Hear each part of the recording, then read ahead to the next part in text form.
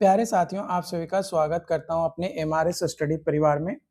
तो डियर, जैसा कि आपको पता है कि हम लोग जो है क्लासेस यहाँ पे देख रहे थे आपका बीटीएससी जूनियर इंजीनियर का, और आपका जो है जूनियर इंजीनियर के साथ ही साथ हम क्लासेस आप लोगों को ले रहे थे लैब असिस्टेंट का भी, क्योंकि दोनों जो वैकेंसीज है जूनियर इंजीनियर का और लैब असिस्टेंट का, दोनों ही वैकेंसी जो है डिप्लोमा इन इंजीनियरिंग पे है। और मैंने जो है डिप्लोमा प्लस बीटेक दोनों ही जो है सिविल इंजीनियरिंग से ही किया है। तो आप लोगों को मैं सिविल इंजीनियरिंग का ही जो है क्लास भी प्रोवाइड कराता हूँ। हमारा जो चैनल है एमआरएस स्टडी, इस पे मैंने जो है कई सारे लेक्चर्स जो है सिविल इंजीनियरिंग से रिलेटेड आप लोगों को प्रोवाइड किया है। इसके अलावा मैंने जो है आपके साथ कई सारे वैकेंसीज के बारे में भी अपडेट देते रहता हूँ, जिस तरीके से वैकेंसीज का नोटिफिकेशन वगैरह आता है उसके हिसाब से। तो बीटीएससी ने जो है जूनियर इंजीनियर ने 315 पेज का सिलेबस जारी किया था, जो कि एसबीटी का जो सिलेबस था same to same copy paste डाल दिया था।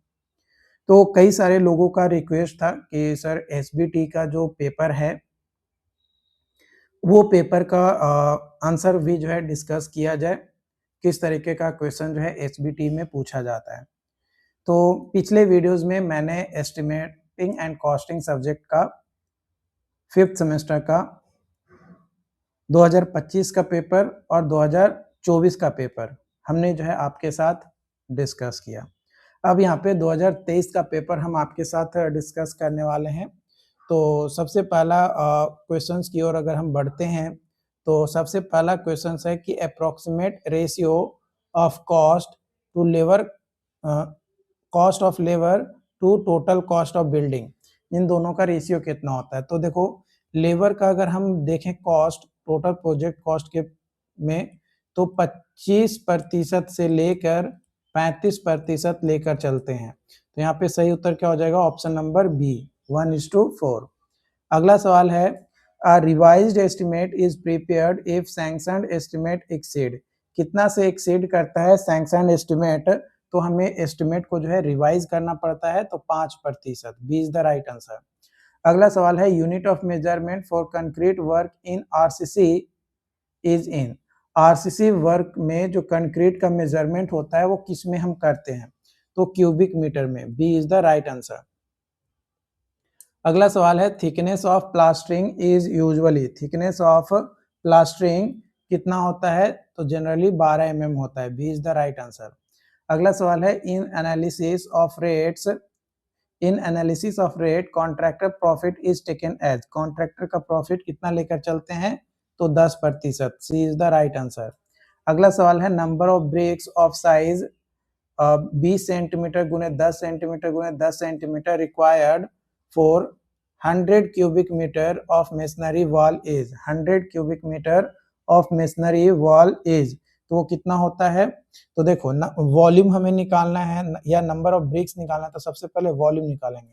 वॉल्यूम आएगा 0.2 गुने 0.1 गुने 0.1, तो यहाँ पे आ जाएगा 0.002 MQ। अब यहाँ पे नंबर ऑफ ब्रिक्स निकालना है ना, नंबर ऑफ ब्रिक्स तो कितना MQ है? तो 100। तो 100 डिवाइडेड बाई 0.002, तो ये आ जाएगा हमारा 50,000। कितना आ जाएगा? 50,000। 5,000 हो गया, ये 50,000। Option number C is the right answer. अगला सवाल है, measurement is not made in square metre in case of. किस केस में स्क्वायर मीटर में हम मेजरमेंट नहीं लेकर चलते हैं? तो आरसी छज्जा का। B is the right answer. B is the right answer. अगला सवाल है, centre line method is specially adopted for estimating. किस चीज को एस्टिमेट करने के लिए सेंटर लाइन मेथड का यूज करते हैं? किसका? सेंटर लाइन मेथड का यूज करते हैं। तो octagonal building, hexagonal building and circular building. तो all of this is the right answer. D सही हो जाएगा। अगला सवाल है, useful part of livable area of building is also known as. Livable area of building के यूजफुल पार्ट को क्या कहा जाता है? यूजफुल पार्ट को क्या कहा जाता है? तो उसको बोला जाता है carpet area. A is the right answer. अगला सवाल है the valuation of a building depends on. Valuation of building किसके ऊपर जो है डिपेंड करता है? तो स्ट्रक्चर एंड ड्यूरेबिलिटी के ऊपर, शेप, साइज एंड टाइप्स के ऊपर, क्वालिटी ऑफ मटेरियल यूज्ड के ऊपर। तो all of the above is the right answer. तो डी सही उत्तर हो जाएगा। अगला सवाल है sludge from a specific tank should be removed in. Sludge from a specific tank should be removed in. तो should be removed in 1 to 2 years। In 1 to 2 years। A is the right answer. अगला सवाल है the standard width of asbestos cement corrugated sheet is. तो जो standard width है asbestos cement का जो corrugated sheet का होता है वो कितना होता है? तो वो होता है 1.05 metre. 1.05 metre. C is the right answer. अगला सवाल है volume of cement required for 10 MQ। Volume of cement required for 10 MQ of brickwork is 1:6। Cement mortar is approximately equal to. तो सीमेंट मोटार का जो रेशियो है 1:6 है। तो इसका जो वॉल्यूम होगा सीमेंट के हिसाब से वो कितना लगेगा? तो 1:6 है तो यहाँ पे आ जाएगा 3/7 MQ जो है आपका लगेगा सीमेंट। अगला सवाल है फॉर ब्रिक वर्क कोई डिडक्शन हम नहीं करेंगे का कितना एरिया अगर होगा तो हम कोई डिडक्शन नहीं करेंगे। किस केस में? ब्रिक वर्क के केस में। तो 0.1 स्क्वायर मीटर। 0.1 square metre. अगला सवाल है the form used in public work for measurement book is. The form used in public work for measurement book is. For measurement book is. तो उसे कहा जाता है form 23। Form 23। B is the right answer. अगला सवाल है degree of accuracy for areas in estimating construction work is. Degree of accuracy for areas in estimating construction work is. तो वो होता है 0.01 मीटर स्क्वायर। 0.01 metre square. अगला सवाल है the expected outturn cubic metre of reinforcement brick work पर मैरन per day is. तो वो होता है 1। कितना होता है? 1। A is the right answer. अगला सवाल है volume of cement in 1 bag is. Volume of cement in 1 bag is 0.035 cubic metre होता है।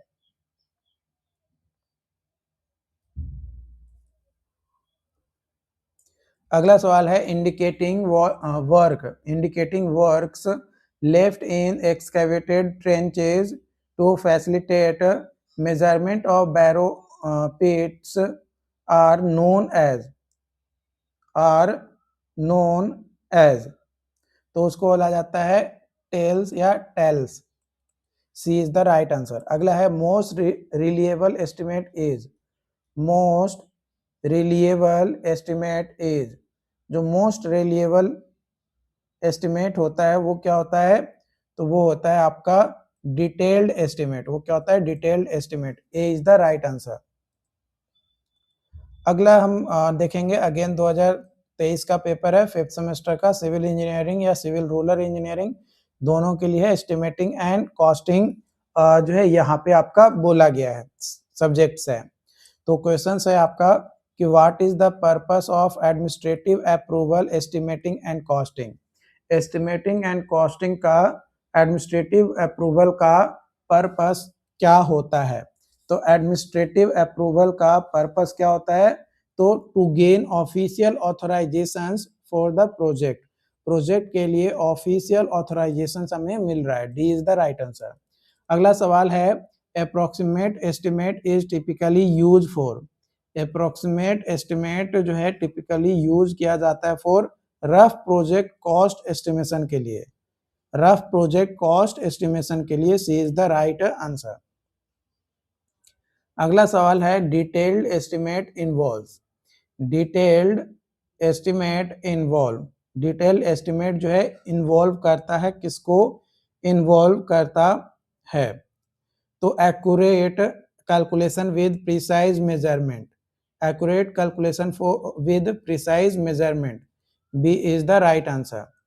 अगला सवाल है a supplementary estimate is prepared when, supplementary estimate in prepared when, कब प्रिपेयर किया जाता है?